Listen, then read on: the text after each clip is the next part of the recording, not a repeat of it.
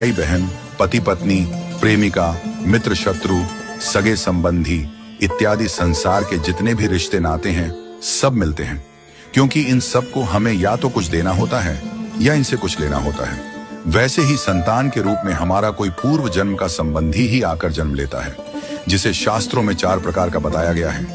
1. अणानुबंध पुत्र। पूर्व जन्म का कोई ऐसा जीव जिससे आपने ऋण लिया हो या उसका किसी भी प्रकार से धन नष्ट किया हो, वह आपके घर में संतान बनकर जन्म लेगा।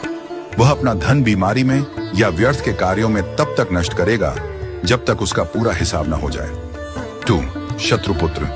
पूर्व जन्म का कोई दुश्मन आपसे बदला लेने के लिए आपके घर में संतान बनकर आएगा। बड़ा होने पर वह माता पिता से मारपीट, झगड़ा करेगा या उन्हें सारी जिंदगी किसी न किसी प्रकार से सताता ही रहेगा। वह हमेशा कड़वा बोलकर उनकी बेइज्जती करेगा और उन्हें दुखी रखकर ही खुश होगा।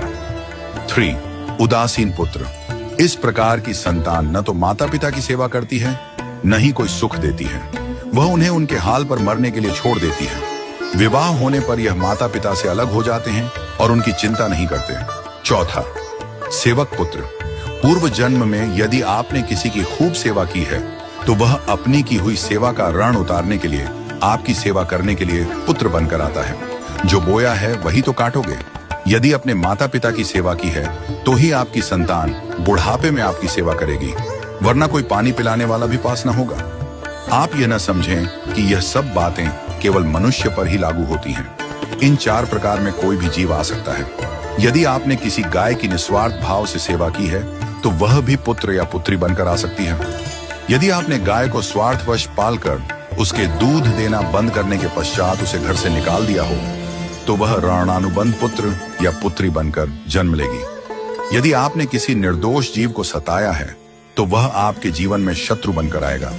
इसलिए जीवन में कभी किसी का बुरा न करें, क्योंकि प्रकृति का नियम है कि आप जो भी करोगे उसे वह आपको इस जन्म में या अगले जन्म में 100 गुना वापस करके देगी। यदि आपने किसी को 1 रुपया दिया है तो समझो आपके खाते में 100 रुपया जमा हो गए हैं। यदि आपने किसी का 1 रुपया छीना है तो समझो आपकी जमा राशि से 100 रुपये निकल गए। जरा सोचिए, आप कौन सा धन साथ लेकर आए थे और कितना साथ लेकर जाओगे।